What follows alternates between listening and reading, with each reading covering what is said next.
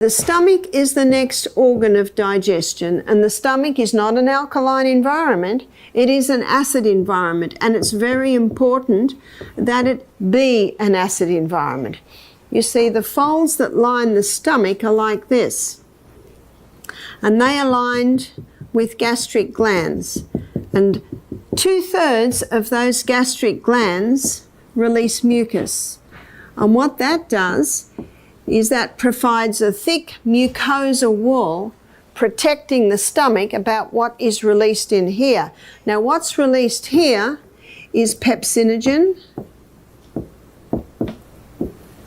and the other enzyme that's released there is hydrochloric acid. Now, in an acid environment, pepsinogen and hydrochloric acid unite to release pepsin. And pepsin is the enzyme that breaks down protein. Hello, I'm Barbara O'Neill, and today we're talking about gut health, specifically irritable bowel syndrome, or IBS, which affects so many people. Did you know that around 10 to 15% of the global population struggles with IBS? It's a common condition, especially as we age, and can cause discomfort, bloating, and changes in bowel habits that disrupt daily life. In this video, I'll walk you through the connection between gut health and IBS, what causes this condition, and most importantly, how you can manage it through diet and lifestyle changes. Stay with me as we explore practical, research-backed ways to support your gut and ease IBS symptoms so you can start feeling better every day. As a thank you for joining me today, we're giving away 100 free copies of my best-selling book to subscribers. So if you haven't yet, hit subscribe, like this video, and comment why you want to win. So what would cause a weakening in the production of hydrochloric acid? Drinking with the meals. You see, digestion is a chemical process, and that whole reaction I just showed you only happens in an acid environment. If people are drinking with their meals, it waters down the acid so you don't get that connection. And it's an American habit, isn't it? Certainly an Australian habit. Michael and I go to a restaurant and the waiter, what's the first thing he asks? What will you drink? No, we won't have anything to drink. Oh, we'll just bring you water. Now, if we say no, thank you, every waiter in the restaurant is coming to us. You don't have water? We let them put the water there. Okay, that just keeps them quiet. I think it's because people are so busy, they've got no time and they sit to eat. Oh, I haven't drunk. And then they drunk water. And a lot of people think they'll just wash the food down. Wash the food down, they basically wash all their digestive enzymes away. We should be stopping water, ideally half an hour before the meal, resume about an hour and a half after the meal. That hour and a half allows time for those digestive enzymes to start their breakdown. If someone's thirsty after a meal, by all means have a mouthful. But large fluid with the meal will water it down. Also, when people are eating every couple of hours, you see, we have one stomach. And that stomach, there's much research to prove this, that one stomach takes 3 to 4 hours to digest. And then that stomach loves a 1-hour rest. So what's that between meals? That's 5 to 6 hours between. Surely not for children. Do you know they've got the same digestive tract? And you might have noticed, I worked out very early, children say they're hungry when they're bored. Have you noticed? And often, when a hunger pang is experienced between meals, it's often dehydration. One day my son Peter came to me and said, Mum, the water's not doing it anymore. I looked at my watch and said, great, it's lunchtime. When the water's not doing it anymore, it usually is time to eat. It's interesting how our bodies send us signals that we often overlook. The thirst signals can easily be mistaken for hunger, especially when we're distracted or busy. This is especially common in children, who may not always recognize the difference. When they say they're hungry, it might just be their body's way of asking for hydration rather than food. Encouraging kids to drink water regularly throughout the day can help prevent these mixed signals. Instead of waiting until they feel thirsty or hungry, establishing a routine where they drink water at specific times, like before meals or during play, can make a big difference. This habit can help them stay hydrated without interfering with their digestion. For adults, the same principle applies. If you find yourself reaching for snacks more frequently, consider if you might just be dehydrated. Drinking a glass of water before meals can also help manage portion sizes and improve digestion. It can help you feel fuller, allowing you to eat smaller amounts without feeling deprived. How do you know if the gut's working right? Let me give you a story of a man that came to our health retreat with his wife. He was 68, his wife was 67. I said, what is your reason for coming to our retreat? He said, I'm here to accompany my wife. I said, right. I said, how many bowel movements do you average a day? Because I did a health assessment on him. He said 6. I said, oh, that's a lot. He said, yes, I've got irritable bowel. I said, oh, are you on medication? Yes. And he listed the anti-inflammatories and the cortisones. He said, yes, recently the doctor said I can do no more for you. I said, oh. And then I looked at what he ate. He loved bread, he loved meat, he loved dairy, and he loved sugar, and he loved a couple of scotches every night. You see, when you're healing an irritated gut, this is what you've got to do. Number 1, stop all the irritants. What are the irritants? Wheat, dairy, in fact, all the things he was having. Refined sugar, alcohol. All of these foods are like kerosene to a fire to an irritated gut. And he was having lots of them. Number 2, probiotic. Probiotic is for life. And that cortisone that he was on, it can break down that gut flora. The very thing he was taking to supposedly heal him, it wasn't at all. All it does is stop the gut being inflamed. And on all that medication, he's going 6 times a day. And number 3, there is a herb called slippery elm. And slippery elm coats, soothes and heals the lining of the gut. Psalm 104 verse 14, the Bible says, God gave herbs for the service of man. Slippery elm is a remarkable herb. It not only gives form to the stool, it coats, soothes and lines the gut, and it contains a growth stimulant, so it can stimulate rapid healing in the lining of the gut. I said, can I try some things on you? He said, certainly. Now, we don't serve any wheat or dairy or refined sugar or alcohol at our health retreat. You've probably noticed. I gave him slippery elm 4 times a day, morning, noon, 6 p.m. and 9 p.m. at night. And I gave him a double dose of probiotic.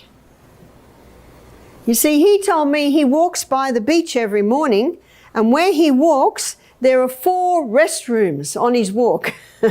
He's got to, because he's got to keep going in. So in his 1-hour walk every morning, he's got to do 4 stops. First 2 days of the program, he's on juices, so I'm watching him closely. I said, how many times are you going? He said, 5, that's 1 less, on juices. You see, the slippery elm gives form, it coats and soothes. The second day, he was very happy. He said, I only had to stop 3 times on my morning walk this morning. And he's going 4 times. He's dropping 1 movement a day, fantastic. And it's becoming formed. Wednesday, eating food was much better. I said to him, I believe you can stop your anti-inflammatories and halve your cortisone. He was not interested in doing that on day 1, but because of the results he was getting, he became interested. By Friday, he's going 3 times a day. That's exciting. And formed. The bleeding from the bowel had stopped. The cramping had stopped. This is on medication, all that was happening. On Sunday morning, he came running up to me very excited. He said, I just went on my morning walk and didn't go. Oh, how exciting. When he came to our health retreat, who was he here for? And he sat in the consultation like this. Because of the results he was getting, he was very interested. Because what has his doctor just told him? I can do no more for you. In fact, I know what's next. They start cutting out the colon. And you want to keep away from the knife if at all possible. And you see, it's our responsibility to prove to our doctor that we can do it. And isn't it wonderful when you surprise them? We live in an amazing body. This man's been dealing with this for 30 years. How long was he at our health retreat? 1 week. He's not healed, but he's getting a long way towards it. You see, cortisone is one drug you have to ease off. You have to ease off slowly. I haven't heard any more, but it was pretty exciting what we saw there. Do you know, as the stools become more formed and less frequent, he can start easing off the slippery elm. But before he eases off the slippery elm, my suggestion to him was get off the cortisone totally. And when everything settles down, start easing off the slippery elm. When he first came to our health retreat, he was not interested in stopping wheat, dairy, sugar and alcohol. Healing the gut primarily focuses on reducing irritation and restoring the balance of good bacteria or gut flora. When someone suffers from gut issues like irritable bowel syndrome, inflammation often plays a big role. The key to healing is removing foods and substances that irritate the gut, such as wheat, dairy, refined sugar and alcohol. These foods act like fuel to the fire, worsening the irritation and inflammation in the digestive system. Step 1 is eliminating these irritants. Without these substances, the gut has a chance to calm down. The next step is introducing probiotics, which are beneficial bacteria that help balance gut flora. The gut flora is crucial for digestion and overall gut health. Medications like cortisone can damage this flora, making it harder for the gut to heal on its own. A double dose of probiotics helps restore the healthy bacteria that aid in digestion and reduce inflammation. Another important element is slippery elm, a herb known for its soothing properties. It coats and protects the gut lining, reducing irritation while promoting healing. It also helps form stools, making bowel movements less frequent and more controlled, which is crucial for someone with an irritated gut. As the gut becomes less inflamed and healthier, symptoms like frequent bowel movements, cramping and bleeding begin to subside. Slowly, medication like cortisone can be reduced, and as the gut heals further, reliance on supportive herbs like slippery elm can also decrease. This process allows the gut to return to normal function gradually. What this colon needs, and we looked at that a little bit today, it needs fibre. Your vegetables are your highest fibre food. Vegetables are high in fibre, high in minerals, low in sugars. Whereas fruit is high in fibre, but it's high in sugars and low in minerals. So your healing foods are more your vegetable foods. One of the main functions of the colon is to take water out, so stools are formed. So it's very important to drink adequate water, so your colon doesn't have to take too much water out to form the stools. So what happens if a person is only going once a day? How can they encourage their colon to go more? Choose a high fibre diet, make sure they're well hydrated, make sure they're exercising. What if they're doing all of that and they're still only going once a week? And I've met some people that are. Or usually when they start that, they'll start going at least 3 times a week. The cells in our body develop habits. And often the colon has developed a habit. So it's actually Even though you're doing everything right, it's in the habit of not going. So there are herbs that'll revive colon function. And the herb tea mix that we are serving you, we call it colon tea, because these herbs specifically, directly affect the function of the colon. And this is the recipe: 1 part cascara, 2 part licorice, and 3 part buckthorn. Licorice is a root, and buckthorn and cascara are barks. So they all need a gentle simmer. So of that mix, you mix it together in a jar, and the recipe is 1 teaspoon of these herbs to 1 cup of water. And then there is a gentle simmer. And you would simmer them for, say, 10 minutes. And the dose is, most people, 1 cup a night will do. If a person's a bit more frequent, half a cup at night.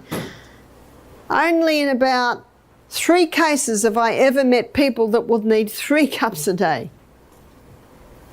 But not forever. These herbs, if continually taking, it gets to the point where you have to take less and less and less. Your body's guide basically is your body's response. This herbal blend is ideal for colon health because it combines several powerful ingredients that work together to promote regular bowel movements and overall digestive wellness. Cascara sagrada is known for its gentle laxative properties. It helps stimulate the intestines, making it easier for the body to eliminate waste. Unlike harsher laxatives, cascara doesn't cause cramping, which makes it a comfortable option for many people. Buckthorn plays a supportive role in this blend. It helps soften the stool, making it easier to pass, and it also promotes the growth of beneficial gut bacteria. A healthy balance of gut bacteria is essential for effective digestion and can help reduce issues like bloating and constipation. Licorice root adds another layer of benefit. It has natural anti-inflammatory properties that soothe the lining of the intestines, which can be helpful for those who experience digestive discomfort. Licorice has also been used for centuries to ease digestive issues, providing an additional reason to include it in this mix. Regularly consuming this herbal tea encourages hydration, which is vital for healthy digestion. Staying well hydrated helps soften stool and supports regular bowel movements, reducing the risk of constipation. Now, as I mentioned to you this morning, another important point is the proper position when you sit on the throne to evacuate, to allow this red muscle is called puborectalis. And puborectalis is there to prevent us being incontinent with our colon. And I'll recap what I went through this morning for the sake of the film, and also repetition deepens the impression. So when a person is sitting on the throne like this, puborectalis remains firm, so it's holding still up the colon. But if someone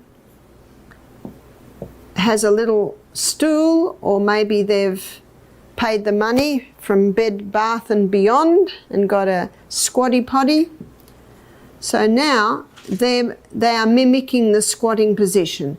And when the knees are up like this, mimicking the squatting position, that causes puborectalis to relax. And when puborectalis relaxes, then the colon opens and the contents is able to be released with ease. It takes a lot of pressure off the anus, which means it can prevent hemorrhoids, and it can even contribute to the healing of hemorrhoids.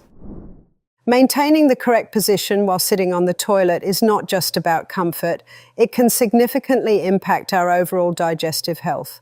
When the body is in a squatting position, it straightens the rectal canal, allowing for a more effective and complete evacuation. This can help reduce straining, which is often a contributing factor to various bowel issues.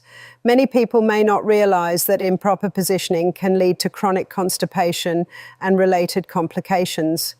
By using a stool or a squatty potty, individuals can align their bodies in a way that optimizes the natural process of elimination.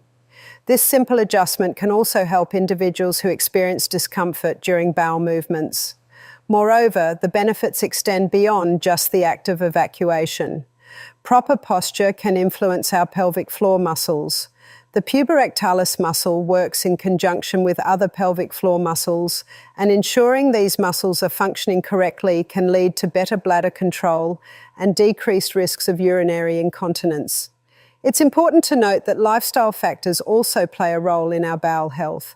Regular physical activity, adequate hydration, and a fiber-rich diet can support healthy digestion and regular bowel movements. Together with the right positioning, these practices create an environment where the body can function optimally.